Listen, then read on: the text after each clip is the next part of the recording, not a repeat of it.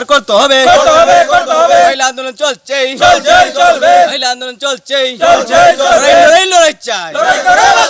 আমরা লক্ষ্য করলাম গতকালকে যখন আমরা হঠাৎ বাজারে তীব্রমতা দলের একটা পদসভা হয়েছিল, এই পদসভায় বিজিবিরা সহ্য করতে না পেরে তারা রাতের অন্ধকারে বিজিবির যে দুষ্কৃতী বাহিনী আমাদের তীব্রমতা দলের কর্মী, সক্রিয় কর্মী, আমাদের নন্দকিশোর পাড়ার সম্পূর্ণ মসুদের বাড়িতে 15 থেকে 16 জন এসে তারকে মার্ডার করার জন্য বৃহৎ আকারে পরিকল্পনা করে নিয়েছিল। সবার হাতে দা বলম ছিল।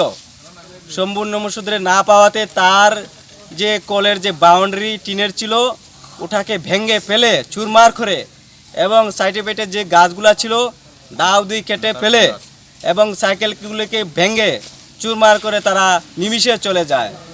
এইভাবে যদি আজকে তারা এইভাবে যে রাতের অন্ধকারে আমাদের মতাকর্মীকে মার্ডার করার জন্য একটার পর একটা ঘটনা করতেই থাকে, আর প্রশাসন যদি নীরবে থাকে তাহলে তো আমাদের লড়াই আরও আন্দোলন গতি আরও বেড়ে যাবে। আমরা চাই প্রশাসন যাতে উপযুক্ত বিচারের মধ্যে দিয়ে তাদেরকে 24 ঘন্টার ভিতরে তাদেরকে গ্রেপ্তার করা হোক।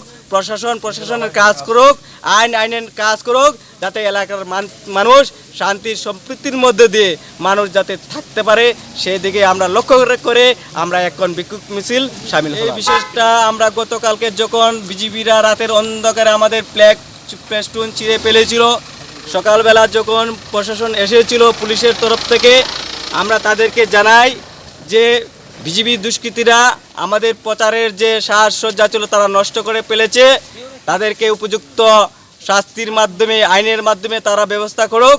কিন্তু লক্ষ্য করা গেল পুলিশ তাদের পক্ষেই কথা বলে এবং পুলিশ নিয়ে দায়িত্ব নিয়ে বলেছিল যে এই ধরনের ঘটনা আর ঘটবে না। এই দিনে রাতের বেলা এই ধরনের আক্রমণ বিজিবি দুষ্কৃতী বাহিনী আক্রমণ করে আমাদের সম্পূর্ণ মসুদকে মার্ডার করার জন্য তারা এসেছিল। আমরা চাই এলাকার শান্তি সম্প্রীতি বজায় থাকুক। আমরা চাই প্রশাসন যারা দুষ্কৃতী উপযুক্ত ব্যবস্থা নেউক। গ্রেফতার করতে হবে এলাকার শান্তি সম্পত্তি নষ্ট করে পরিতোষ পালকে গ্রেফতার করতে হবে। মহিলা আন্দোলন চলছে মহিলা আন্দোলন চলছে বিজেপি তীব্র থেকে দৌড়াটাও বিজেপি তীব্র থেকে দৌড়াটাও।